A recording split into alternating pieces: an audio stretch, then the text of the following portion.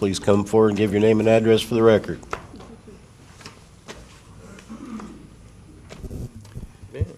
Ben Ennis, 1540 North Lombardy, here in Porterville. Thank you, Mayor, City Council members, City staff. I haven't been to a council meeting in a couple of years, but I think it's great that I could come to a council meeting and hear a public prayer and hear the name Jesus Christ mentioned, that my Lord and Savior, and starting to feel a little bit like America again. Mm-hmm. I don't know if everyone was aware, but our mayor was in Washington, D.C. last week, and I've been telling people, you wait till Cam works those liberals over, and he's back, and we can already pray in public and say Jesus Christ. Wish I could take credit for that. You did a good job last week. Pushing the gun. Huh? Pushing the gun. Yeah, I'm on that one too. I am here on the behalf of my wife and I and the Thompson and Callison family, and I have some pictures here. If I could have the city manager pass them around. We're having an issue in that we all live Right in front of his damn driveway. either across the street or down the street from the new two-story Burton School. And our lives have turned from a dream to a nightmare. Whenever the school was going to be built, Mr. McKeel, the superintendent at that time, he assured me that there would be no traffic in front of my house except the bus turnarounds. And the bus turnarounds are there, but they have never been used. I want to tell you that Baldo has worked on this very hard to help us resolve this situation, and has been very diligent in it, and I appreciate his efforts. But I have not been able to get the superintendent of schools or the facilities director to return my phone calls. Our concerns are for the safety of our families. If you look at those pictures, you cannot get down that street. There's no room to go between those cars, and if we needed the police, ambulance, or the fire department, there's no way that they can reach our houses. They can't go out in the field if it's being irrigated. The access from Westwood, the emergency access, it's not accessible because the whole street is blocked with cars. On Wednesday, you'll find the traffic backed all the way up and around on Westfield because all the kids get out at one time. My wife had a dentist appointment this week, and it took her,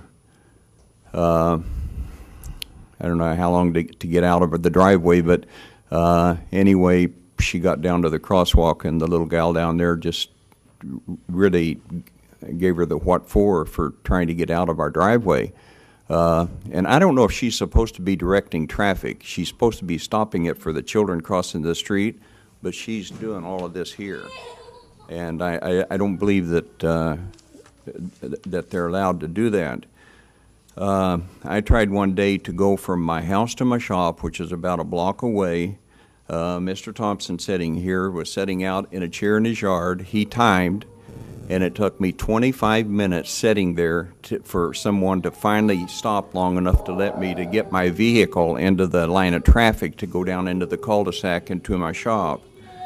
My wife, she had timed it and said it's 22 minutes, so we'll split hairs there, but that's the issue that we're having all the time. Of a morning, for a half hour, 45 minutes, we can't get in and out of our property. Of the afternoon, for about an hour, because they let out at different times, it takes us that long to get out of our property. I was talking to a fellow at coffee this morning, and his grandson goes to school there, and he said finally he gave up, and he has his grandson get on the bus and ride over to another school, and he picks them up there. There's there are some issues that Mr. Thompson here, he has some serious health issues, and if he needed an ambulance, there's no way they could get down there to him. If the Callisons, he's got 3 young kids. If one of them got hurt there, they couldn't get down there, and if our house is caught on fire, they can't get down there. There is no way, even through the emergency access, that you can get to our houses with all that traffic.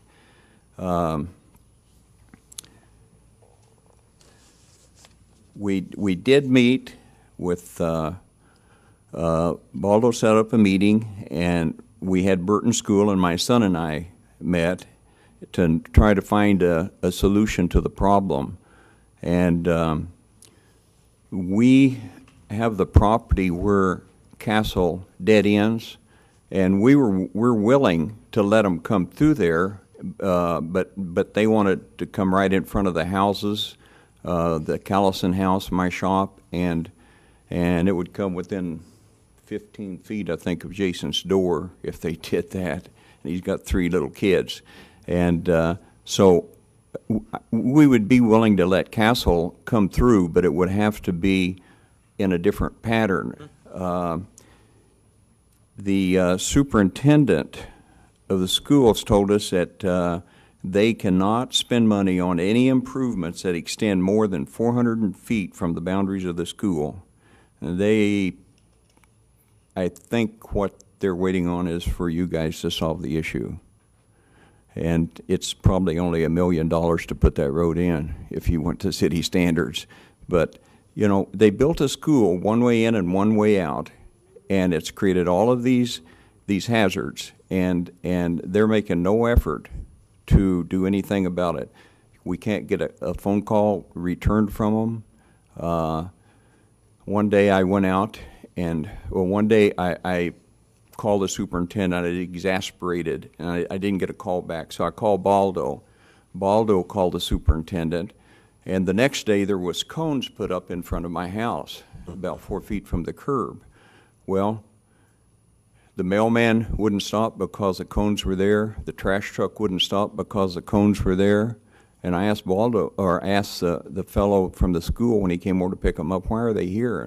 And I don't know, I just told him to put them here. And I said, well, don't put them here again because it's interfering with us getting our mail and our trash.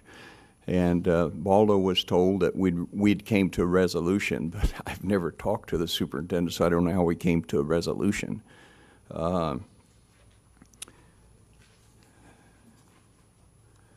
We don't know. It's not a city-caused problem, and but there is emergency issues that if something happens, I know everyone gets named in the lawsuit, and so on, and something has to be done. We would like to ask the city to immediately take and redline the curbs all the way from the ponding basin around, and all of they have a teacher's parking lot over behind the school, but in front of the school, they let the cafeteria workers and everybody there. It's a 3-lane road, and when you've got people parked there, and then there's just barely enough room for 2 rows of traffic when they turn around in the cul-de-sac, it doesn't leave any room for anything to go down the middle, and that's not a solution anyway. They need to have a second access road. But we feel like we're prisoners in our own home, and I guess we don't know what to do. We're frustrated, the 3 families. We just like to have all of that redlined. We'd like to have a motorcycle policeman there every day to direct traffic, and then go from there and see what it would take to get something done that would solve this issue. It's a huge issue. If you guys have not been out there during school time, come out and try to come to my house and have coffee with me. It'll be cold by the time you get there. Okay. No, I hadn't been out there, Ben, but the pictures are pretty telling. Yeah, it's been. Thank you. Thank you. I'm there every day. You are? Jason Callison, 2115 West Castle. I'm Ben's neighbor and Skip Thompson's neighbor. We live right at the end of Castle through the white fence. Basically, been hit, pretty much covered everything. When this school was built, I talked to, I believe it was Don Brown that was the superintendent at the time, and he assured me that it would not affect our lives. Well, I can tell you, at this moment, it was a complete lie. I mean, for whatever reason, they've changed the traffic flow. It has affected our lives immensely. It is ridiculous.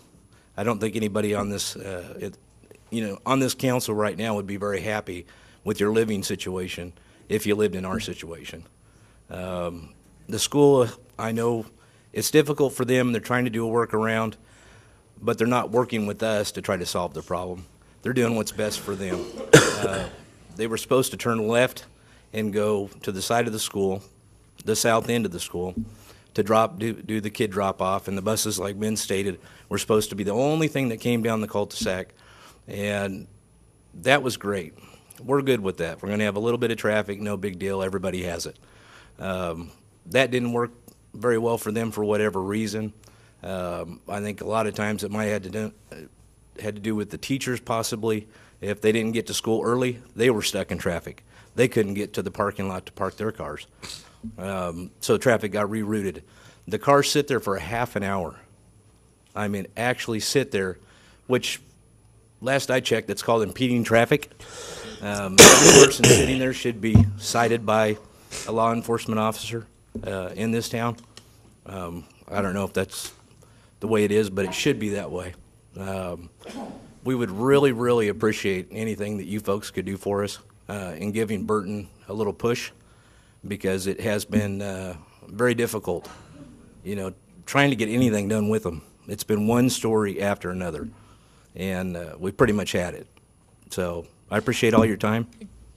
Can I? Please. So I'm there every day because my office is there, so I'm well aware of what you're talking about. You're part of the problem, huh? Yeah, I'm part of the problem. My vehicle's there. Have you mentioned the fact that if they had traffic go left and then came around the other way and stopped the traffic before going down in the cul-de-sac, if that wouldn't be a solution, so the pileup would be down further? I think that's what Well, Jason said was the plan in the first place. Yeah, we'd like to have a meeting with the superintendent if that would be possible, but so far it's been null and void. We've had meetings. We've been. I mean, you've had meetings, but not the people that live in it, and that's what needs to happen, so we can come to a conclusion here.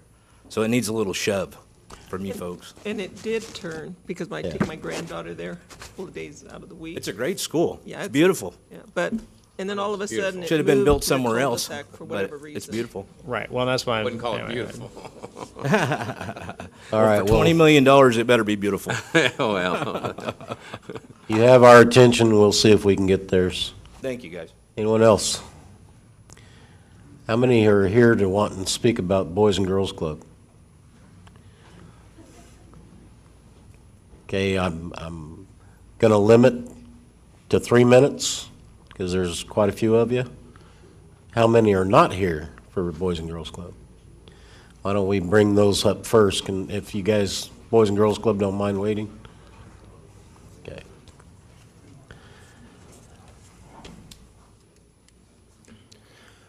Tony Mock, 1570 West Median Circle, Porterville. Yeah, $20 million Taj Mahal. They could have freed up, I think it's $1 million a road mile, right, Pete, for a new road. So, Yeah.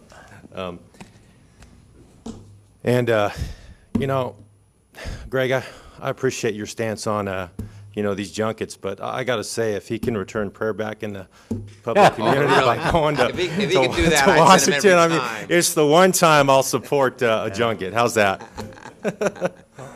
yeah, that's what they worry You know, about. I've been a little bit absent because I've been, busy paying work and raising a family of four in this great community, and I voted for 3 of you up here. So I've trusted that you guys are doing the job that you're supposed to be doing to take care of the taxes that I pay. And as a side note, I happen to have my Devin Nunes for U.S. Congress pen with me, so I will be taking notes since I am here tonight. But I would like to just briefly comment that I would, first of all, thank you guys for the service that you guys do. And the fine lady on the council. It's tough being lumped in with those guys, huh? I know. But I would respectfully ask that one of you would remove from the consent calendar tonight item 25. And I'm going to come at that issue a little bit differently, more from a stewardship aspect. Whether it's a program that's based on tax money, and I'll tell you where I stand on that, or even if it's a grant-funded program, there's always strings attached to grants, and grant money runs out. And even when it's a grant-funded program, it's still a cost to the city to run it. So I think we'll see when we get to the Boys and Girls Club issue tonight what happens when money runs out with organizations. I would approach city government from a stewardship standpoint that I think, Baldo's doing a great job at the Public Works Department. I think the Fire Chief, Mr. Irish, and Police Chief, Mr. McMillan, do a great job with the resources that they've been given to run those departments. And as I think you can see, the firemen that were here tonight, put in a lot of extra time and effort to a lot of worthy causes. So my issue would be that, government works well when it does a few things well. And, fix my roads, make sure that if I call the police department, they show up. Make sure that if my house is on fire, that, that they can put the flames out.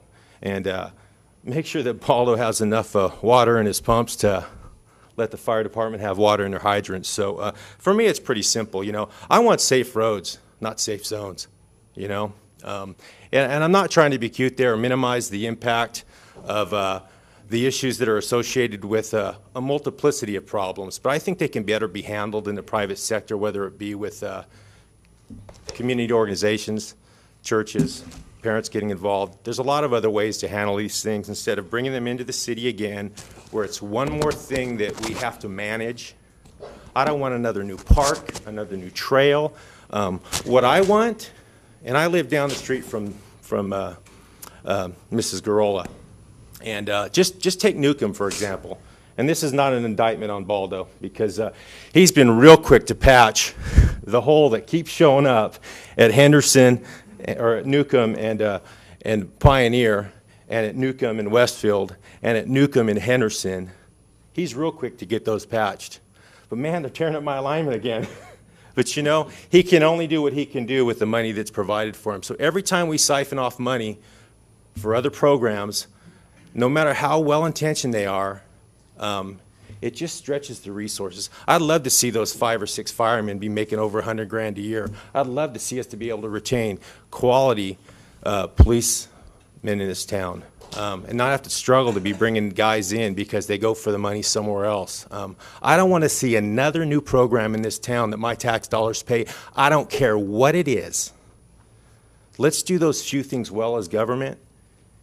There's only so much to the pie, and every time we slice into it just a little bit for another well-intentioned cause, we siphon money away from Baldo, from Mr. Irish, and from Mr. McMillan's department. I want my toilet to flush. The end of your street, on Bryan, man, those city trash trucks, they do a number on those curbs. At the end of my street on Medium, you know what? There is no sidewalk left to those corners. Been that way for probably 15 years. They'll never get fixed because they're not real high on the priority list. But if we start putting the money back in those budgets where they belong, then pretty soon when somebody calls Baldo, he has more money. He has another man he can hire to get that curb fixed. Because, my kid goes down there on the skateboard. I'm not a sue person. I'd never sue this city because it's like suing me. But if somebody else's kid goes barreling down that handicap accessible sidewalk that the concrete's missing on, what's that cost of a lawsuit? And as a side note, if they drill Castle through it, it's going to affect me. All that traffic's going to come our way. No, but I mean, you see what Ben was talking about. When government does a few things well, it works. When we start adding all these other programs, resources get limited. So just in closing, I'd ask that one of you guys would pull that from the consent calendar tonight. And let's just don't even go down that road about slicing up the dollars anymore. You know, safe roads, not safe zones. Thank you. Totally agree. Thank you. Thank you. Anyone else? Big D.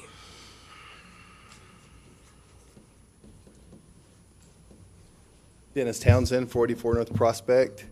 Mr. Mayor and council members, I also want to add my voice to that, asking you to pull item 25 off the consent calendar and to discuss that. And I hope that by the end of the evening that you just vote it down, that it's not something that we want to look into as a program of the city.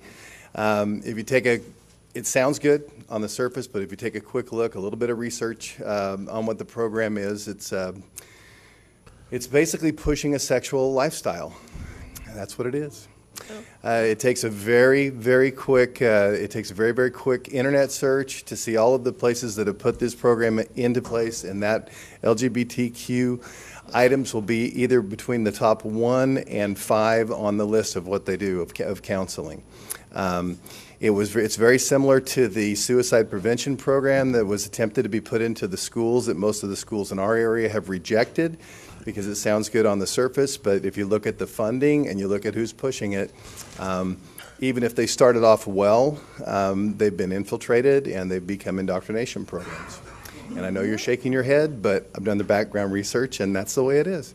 So I would just encourage you to pull it off, and I would add my voice with Mr. Mox about also just the financial side of it, because even if we consider it, we begin spending taxpayer money to look into the program. Even if eventually we get a grant, it starts off with the staff looking into it and spending taxpayer money to look at something which is essentially an entree into a lifestyle, a chosen lifestyle. I don't think it's something we need to be doing as a city. I think we've been down that road a couple of times and it doesn't work when we go down it. So I'd encourage you to pull it off and then vote it down this evening. Thank you for your consideration. Thank you. Anyone else?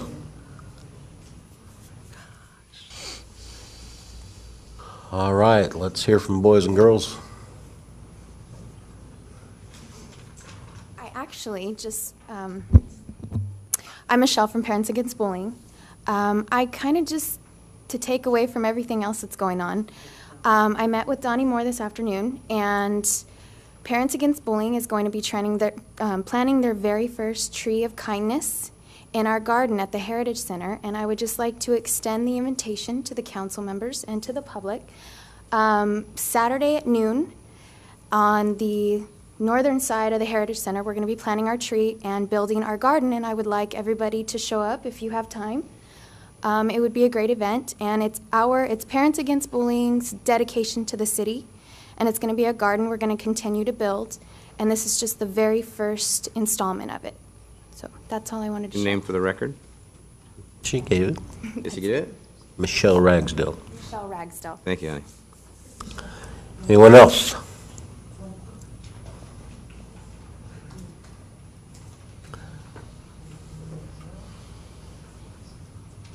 All right, if you're here for Boys and Girls Club, please come forward.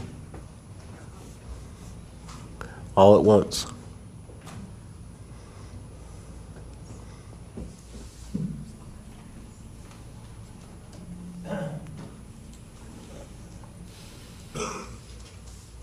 Always hard to go first, huh?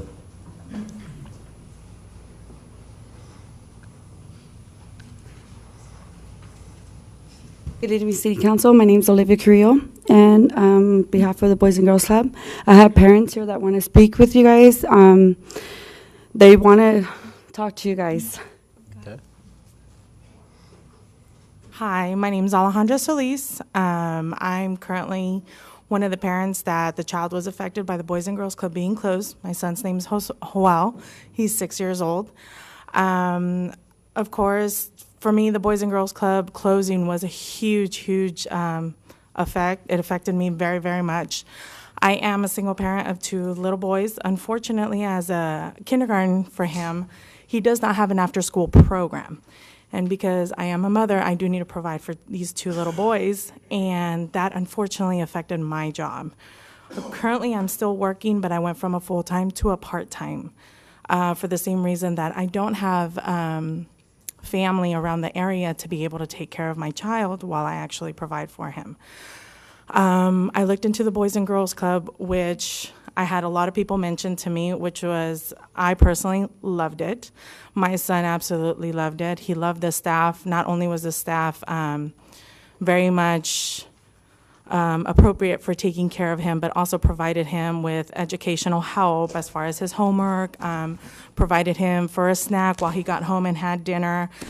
Just an overall positive experience for him. All the kids there, from my understanding, were very well-mannered, very much loved by staff, and I noticed how much the staff actually appreciated anything that came from the kids, whether it was just a hug, a hello, anything. I do ask that you please, if there's anything us as parents can do, I, by all means, will be more than involved to help try to open this program back up, because I know for the summer, not only will I be affected, but so many families in the community, especially from families who have parents who are farm labor workers that do need to work to provide for these children.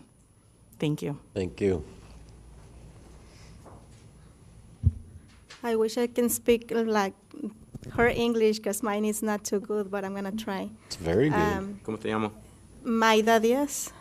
Yeah, and my husband, he's a farm worker, and I also work, and this program helps me a lot since I start to take my son into that program. He's 17 years old, and he's autistic. And because of his condition, it's been very hard for us as a parents to, to find like a kind of program that can help us to take care of them, because they are like very limited. They don't have a lot of programs. And since I find this program that helps me, especially after school, it really helps me a lot.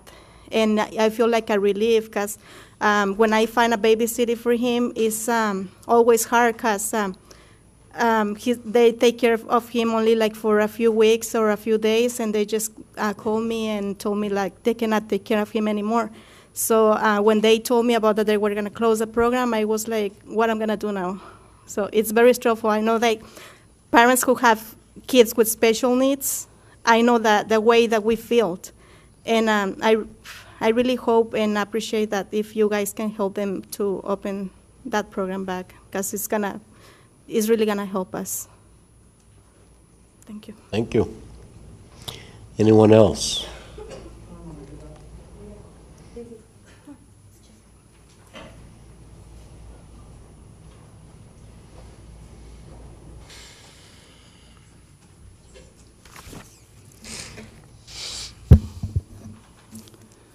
My name is Jerry Quinn. I live at 734 West Putnam. My ears are unplugged. I can hear the mayor coughing.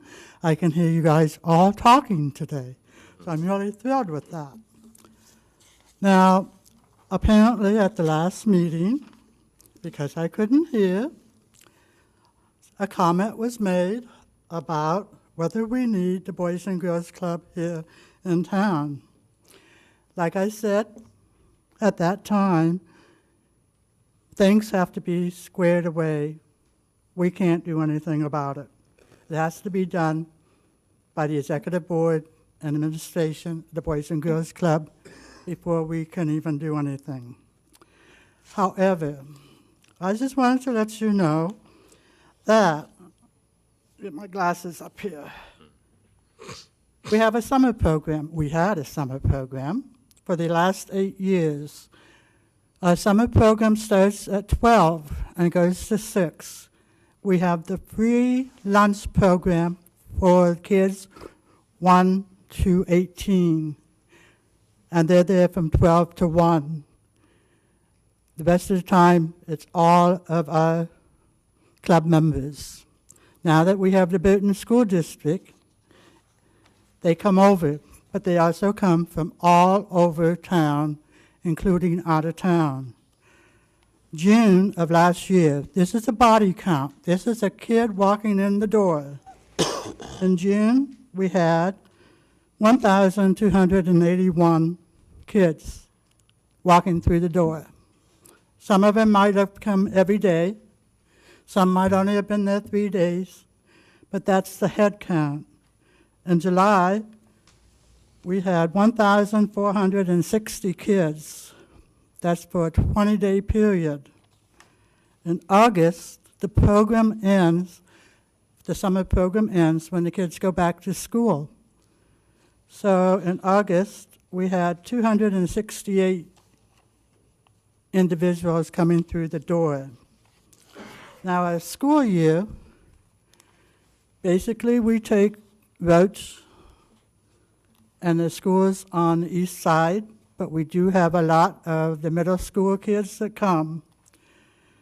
So I'm just going to go down and say August, when they started back, we had 666. September, 844. October, 944. November, 708. December, we have summer, Christmas break. No longer Christmas break, winter break. 370. January of this year, we had 734 bodies coming to our site. In February, we had 861, and in March, we had 550, and because we closed on April the 4th, we only had 28, because that was a short period of time. But I just want to emphasize that there is a need in Porterville for the Boys and Girls Club. We are providing services. We are in the community, like I said before. It's $10 a year, all year round, for those kids to come.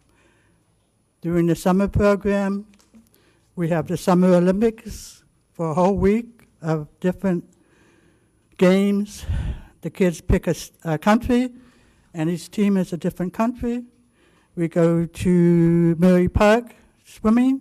We have barbecues.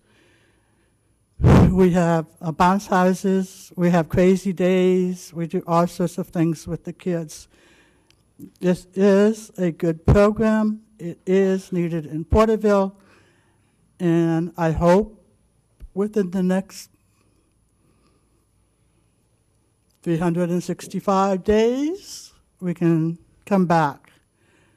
But here again, it's not our decision. It has to come from the executive board and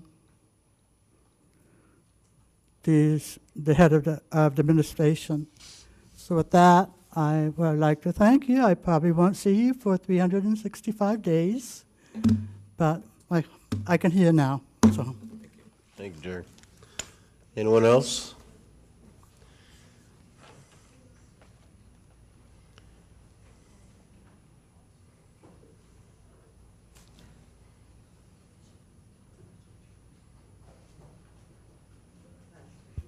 Hello, my name is Daisy Ann Cupis, and I live at 1264 West Pioneer Avenue. I've been a volunteer at the Boys and Girls Club since my freshman year. I went to Grant Hills High School, so it was really close by. We received information, I believe 3 weeks ago, that the Boys and Girls Club had shut down. Many of the kids were devastated. As being a volunteer, you kind of interact with kids, and some people just think of it as hours you're getting just for some college essay or some college, just to be on a piece of paper and just have hours there. For me, it was more of a connection with kids who weren't my little brother and sister, kids who basically didn't have a good family connection with their parents because their parents were too busy either working or doing other shenanigans. When the kids had received news about the Boys and Girls Club shutting down, a lot of them just kind of got quiet and didn't know what to do or what to expect. And many of them had questioned, why did the Boys and Girls Club shut down and what happened and can I help? And it kind of hurt because having someone who was 6 years old willing to give you the change in their piggy bank to help the Boys and Girls Club was kind of heartfelt, and it was a really drastic measure. But like the young gentleman before with the previous issue had said that he wanted to cross off number 25, although it was nothing with 24. As taxpayers in our city of Porterville, we pay for our water to run so we can shower and be clean, our toilet to flush, our policemen to protect us, and our firefighters to make sure we're okay and to stop fires. And what happens if the kids that we have on the streets have nowhere to go?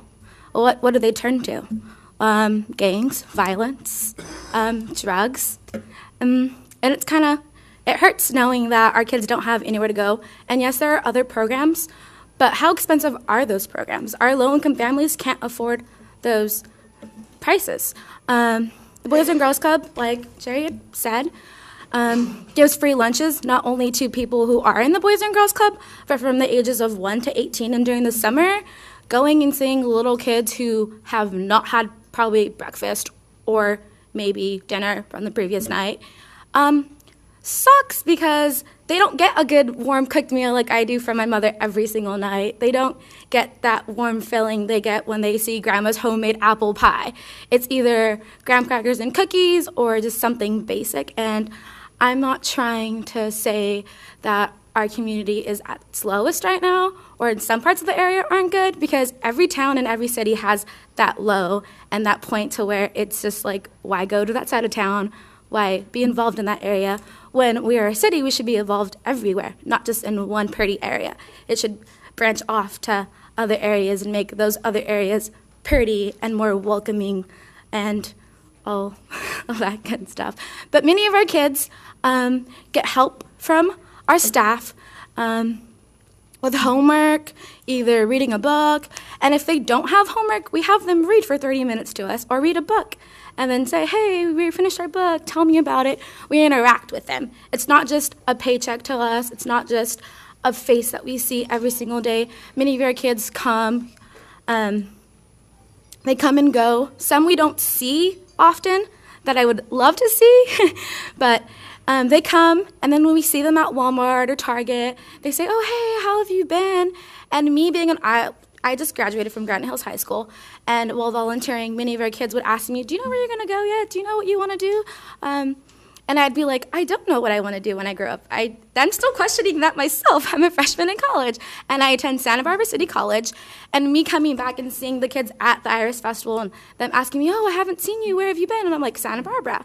I'm kind of like an idol to them, and I would think like this 5-year-old little girl who was in high school would be an idol to someone that she doesn't even know, someone who is not my family member, who is not blood to me, who is just someone that I see on a daily basis. But to think that when they see me, they think of, I can be that person too. I can go off and I can go to college. I could explore. And my mom sharing her pictures with all those little kids and telling them, oh yeah, there's all these places, and we have college trips all the time to COS or to Porterville College, and to inform them about college because their parents or their siblings are gang related or they are doing other things that shouldn't be talked about. But for them to know that people can actually expand and get a better education out there, and for them to know that there's another side and that it's not always the I'm living off welfare and gonna supply food stamps, because that's kind of wasting our tax money as well. These kids see higher education, a way better experience with us. They come and they are very happy to be here because home's not safe for them. And it's kind of sad, but not everyone has a nice roof over their head and a nice sparkly TV where you can sit back and watch DirecTV all day. So that's pretty much it, and I don't. Thank you. You're welcome.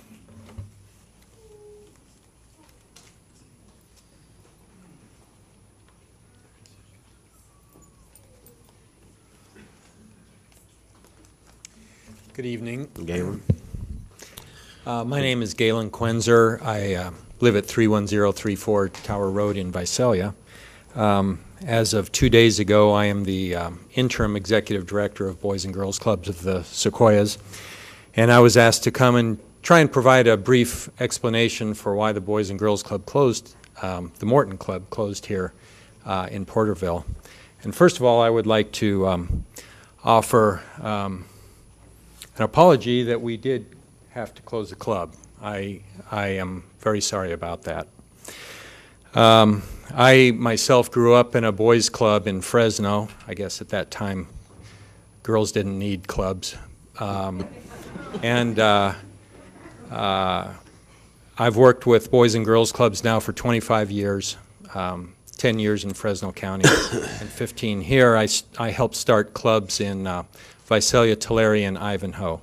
Our two Boys and Girls Club organizations merged, and for these last 3 years, I was the operations director for the organization. I think what happened is that funding started to disappear, grant funding, and we've never had a very steady stream of grant funding for Boys and Girls Clubs. It just doesn't work that way. But overall, grant funding diminished, and while we had enough grant funding, our unrestricted funds, we had enough to keep the Porterville Club going, and that wasn't a problem.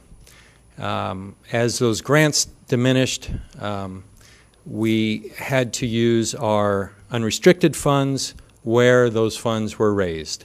And unfortunately, not enough of that money was raised here in Porterville. And I would like to recognize there were a few people here in Porterville Community Action Board that really worked hard and put a lot of heart and soul into raising funds here. Unfortunately, it was not enough, and when it came down to it, this was the club that we had to close. We are having some severe financial difficulties right now, and I'm hoping that we don't have to close any more clubs. We're probably going to have to make more cutbacks, but that's where we ended up. We are committed to reopening a club here in Porterville, but I think this time we need to do it right. And what I mean by that is that we need to have a foundation of community support, individual donations, fundraiser, and have that foundation that sets us on a good course for years to come. Thank you. Thank you, Galen. Anyone else? All right. Want to break? Yeah, I want to say something real quick. I think everyone knows that we need a Boys and Girls Club in Porterville. I think everybody here is sincerely set to do their part. And I've asked, and Galen graciously gave me a preliminary budget of what it costs just to run the Porterville Club, and it's about $112,000 a year. And we have had a couple discussions now and have a plan. Probably won't happen, as Jerry says, for several months, but it's going to take a lot of the community involvement. But that's what we do in Porterville. We are so good at that. So we'll get it going again. Tell your folks that we're going to need to support ourselves. This is our community.